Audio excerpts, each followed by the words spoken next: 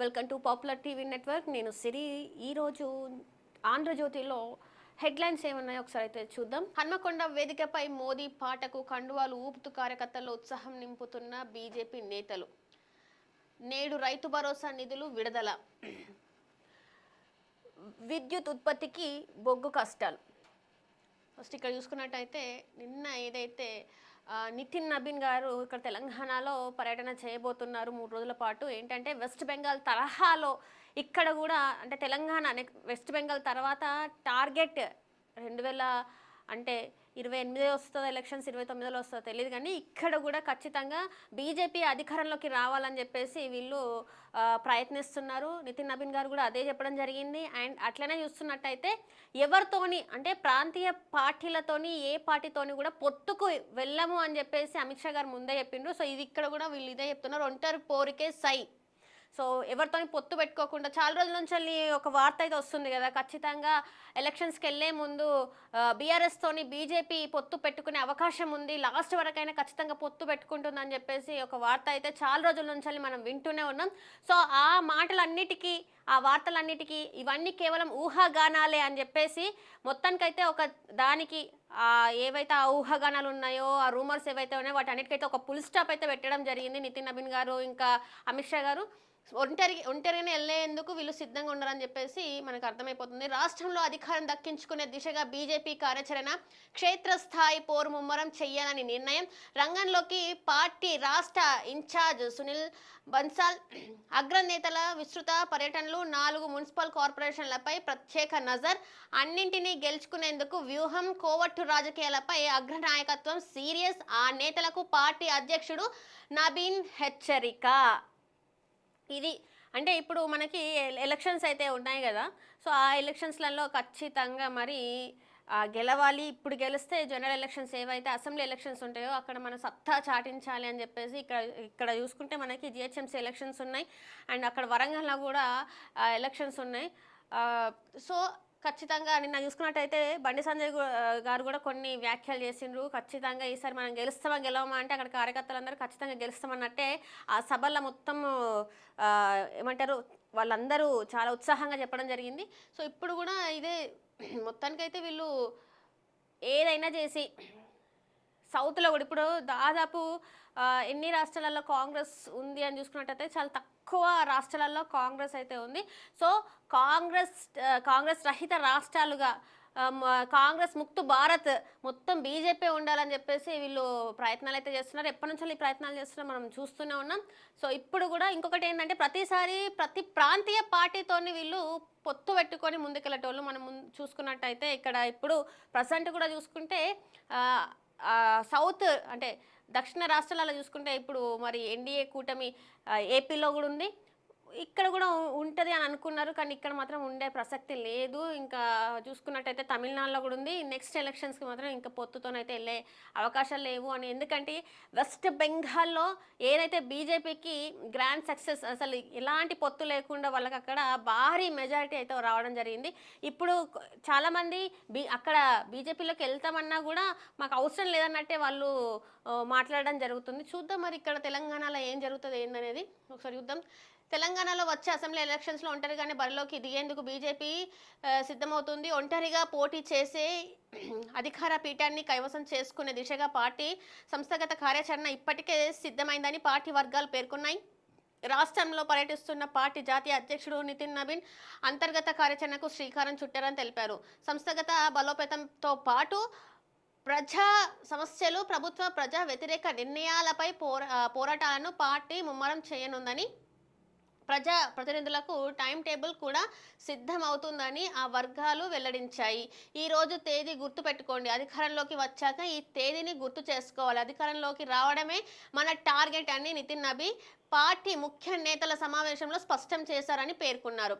దీంతో పాటు పార్టీ ప్రజానిధులకు ఆయా సందేశం అంటే ఏవేమైతే చేయాలో అవన్నీ కూడా వాళ్ళు దిశానిర్దేశం చేసిండ్రు. నేను ఏదైతే చెప్పినో అదే ఇప్పుడు వాళ్ళ ముందున్న టార్గెట్ ఏంటంటే ఖచ్చితంగా నెక్స్ట్ వచ్చే అసెంబ్లీ ఎలక్షన్స్లో వీళ్ళు ఒంటరిగా వెళ్ళాలి, గెలవాలి అని చెప్పి ప్రయత్నిస్తున్నారు. కానీ ఇక్కడ ఒక చిన్న డౌట్, తెలంగాణలో 119 నియోజకవర్గాలు ఉన్నాయి. ఈ 119 నియోజకవర్గాలలో ఇక్కడ ఒక చిన్న డౌట్ అందరిలో వస్తుంది. ఏంటంటే తెలంగాణలో 119 నియోజకవర్గాలు ఉన్నాయి. మరి 119 నియోజకవర్గాలలో ఒకవేళ డీలిమిటేషన్ చేస్తే, డీలిమిటేషన్ అయితే మనకి నియోజకవర్గాలు అనేవి పెరిగే ఇది ఉంది. కాబట్టి సరైన నాయకులు ఎవరు?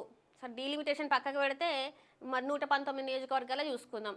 సరైన నాయకులు ఉన్నారా? బీజేపీ తరపున నిల్చుంటే ప్రజలు నమ్మి మరి 119 నియోజకవర్గాలలో నాయకుల్ని అంటే క్యాండిడేట్స్ని నిలబెట్టి వాళ్ళ మెప్పును పొంది ఓట్లు పడే దిశగా మరి బీజేపీ ఇక్కడ ఉందా? అంత స్ట్రాంగ్గా బీజేపీ ఉందా అనేది ఒక పెద్ద క్వశ్చన్ మార్క్. ఎందుకంటే ఇక్కడ తెలంగాణలో ఏ సమస్య వచ్చినా కూడా బీజేపీ నాయకులు కనిపిస్తలేరని చెప్పేసి చాలా వరకు మరి మాట్లాడుతూ ఉంటారు. ప్రజల సమస్యల దగ్గర అంటే ప్రజల దగ్గరికి బీజేపీ నాయకులు వెళ్ళట్లే అని చెప్పేసి కూడా ఒక అంటే ఒక వార్తలు మనం చూస్తున్నాం.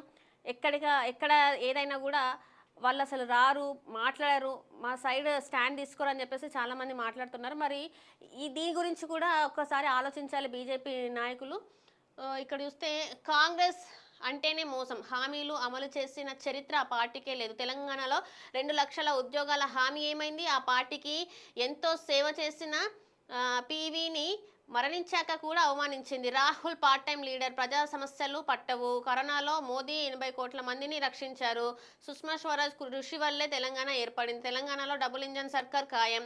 హన్మకొండ సభలో బీజేపీ అధ్యక్షుడు నితిన్ నబీన్ స్వార్థపరులే జిన్బీ ఉద్యమాలు అంటారు. భారతీయ యువత వారి మాయలో పడొద్దు. విబిఐటి విద్యార్థి కాన్క్లేవ్లో నితిన్ నబీన్ పిలుపు. ఇక్కడ ఇంకొకటి ఏంటంటే ఇక్కడ చెప్పారేంటి, తెలంగాణలో 2 లక్షల ఉద్యోగాలు హామీ ఏమైంది అన్నారు. మరి కేంద్రం 2 కోట్ల ఉద్యోగాలు హామీ ఇచ్చింది. మరి 2 కోట్ల ఉద్యోగాలు ఏవి అని చెప్పేసి అడిగితే మరి ఏం సమాధానం చెప్తుంది బీజేపీ? అట్లనే పేపర్ లీకులు జరుగుతూనే ఉన్నాయి కంటిన్యూస్గా. ఎంతోమంది విద్యార్థులు చచ్చిపోతూనే ఉన్నారు. మరి దాని గురించి క్వశ్చన్ చేస్తే మరి బీజేపీ ఏం ఆన్సర్ చెప్తుంది? ఇప్పుడు చూసుకున్నట్టయితే చాలా ఇట్లా అనేక అంశాలు అయితే ఉన్నాయి. గ్యాస్ రేట్ల గురించి మాట్లాడితే ఏం మాట్లాడతారు? వీటన్నిటి గురించి ఆల్రెడీ ఒక బయట ఒక నిరసన ఎట్లా అంటుకుంటుంది అంటే బీజేపీకి గట్టి నిరసన సెగ అయితే ఖచ్చితంగా తాకుతుందనే చెప్పాలి. సో మరి వీళ్ళు కాంగ్రెస్ని ఏవైతే క్వశ్చన్స్ చేస్తున్నారో బీజేపీ కూడా ఒక్కసారి మరి మేమేం హామీలు ఇచ్చినాం, మేమేం చేస్తున్నాం అనేది కూడా వాళ్ళు ఒక్కసారి ఆలోచించుకుంటే చాలా మంచిది. అండ్ ఇక్కడ చూసుకున్నట్టయితే నేడు రైతు భరోసా నిధులు విడుదల. అబ్బా, అసలు ఏమవుతుందో తెలియదు. ప్రతి ఒక్క ఎలక్షన్ ముందు రైతు భరోసా విడుదల చేస్తున్నారు రేవంత్ రెడ్డి గారు. అయితే ఖమ్మంలో సభ ఏర్పాటు చేసి అక్కడ రైతు భరోసా విడుదల చేయాలని చెప్పేసి ఒక సభను ఏర్పాటు చేస్తే పాపం అక్కడ అకాల వర్షాలని కాదు, వర్షాకాలమే, కానీ అక్కడ వర్షాల వల్ల మొత్తం ఆ మైదానం ఏదైతే ఉందో అదంతా మొత్తం పాడైపోయింది. సో అక్కడ సభ అయితే రద్దయిపోయింది. ఇక్కడ చూసుకున్నట్టయితే తొలుత 2 ఎకరాల వరకు ఉన్న రైతులకే మరీ ఘోరం. అసలుకే ఇక్కడ గిట్టుబాటు ధరలు లేక ప్రజలు ఇబ్బందులు పడుతుంటే మీరు ఏదైతే పంట ఉన్నదో ధాన్యం ఉందో ధాన్యాన్ని ఇంతవరకు కొనలేదని వాళ్ళు బాధపడుతూనే ఉన్నారు. అయినా కూడా మీకు కనికరం అనిపిస్తలేదు అని చెప్పేసి రైతులు ముఖ్యంగా రైతులు అయితే ఇట్లా అరిగోస పడతారు. వాళ్ళకి ఈసారి మరి చాలా ఇబ్బందులు అయితే పడుతున్నారని చెప్పుకోవాలి. ఎందుకంటే ఎక్కడ చూసినా వాళ్ళ గురించి మనం మాట్లాడుకోవాల్సి వస్తుంది. 41.37 లక్షల మంది ఖాతాల్లోకి 2,482 కోట్ల రూపాయలు నిధులు విడుదలను ప్రారంభించనున్న సీఎం. దశల వారీగా 73.32 లక్షల మందికి భరోసా. 9,000 కోట్లు సమకూర్చుకునే పనిలో సర్కారు. ఖమ్మం జిల్లాలో రైతు ఆశీర్వాద సభ రద్దు. హైదరాబాద్ శిల్పకళ వేదికలో రైతు భరోసా నిధుల విడుదల. సో ఖమ్మంలో అక్కడ వర్షాల వల్ల సో అక్కడ అంతా మైదానం అంతా పాడవడంతో ఇక్కడనే హైదరాబాద్లోనే శిల్పకళ వేదికలో అదైతే ఏర్పాటు చేసింది ఆ సభని. వానాకాలం సీజన్కు సంబంధించిన రైతు భరోసా నిధులు మంగళవారం విడుదల కానున్నాయి. రాష్ట్ర వ్యాప్తంగా 73.32 లక్షల మంది రైతులకు దశల వారీగా నగదు బదిలీ చేసేందుకు ప్రభుత్వం ఏర్పాటు చేస్తుంది. తొలి విడతలో 2 ఎకరాల వరకు ఉన్న 41.37 లక్షల మంది రైతులకు 2,482 కోట్లు విడుదల చేయనుంది. తర్వాత వారం 10 రోజుల్లోపు మిగిలిన రైతులకు భరోసా విడుదల చేసేందుకు నిధులు సమకూర్చనుంది. రైతు భరోసా నగదు బదిలీ కార్యక్రమాన్ని సీఎం రేవంత్ రెడ్డి మంగళవారం సాయంత్రం 4 గంటలకు లాంఛనంగా ప్రారంభించనున్నారు. వాస్తవానికి ఖమ్మం జిల్లా మధిర నియోజకవర్గంలోని జగన్నాథపురంలో రైతు ఆశీర్వాద సభ నిర్వహించాలి, కానీ కొన్ని పరిస్థితులలో అది ఆగిపోయింది.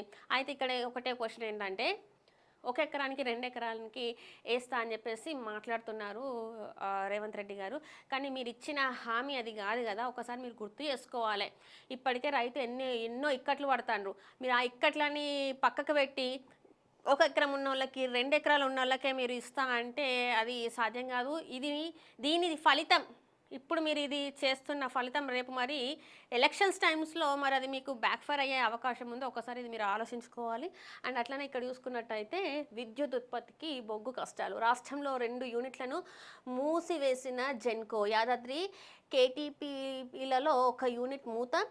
రాష్ట్ర చరిత్రలోనే తొలిసారిగా ఉత్పత్తి నిలిపివేత. చెల్లింపులు సరిగ్గా చేయకపోవడంతో జెన్కో బొగ్గు సరఫరా తగ్గించిన సింగరేణి అప్రాధాన్య జాబితాలో చేరుస్తూ నిర్ణయం. థర్మల్ కేంద్రాల్లో భారీగా తగ్గిన బొగ్గు నిల్వలు. ఇది ఈరోజు ఆంధ్రజ్యోతిలో ఉన్న మెయిన్ హెడ్డింగ్స్.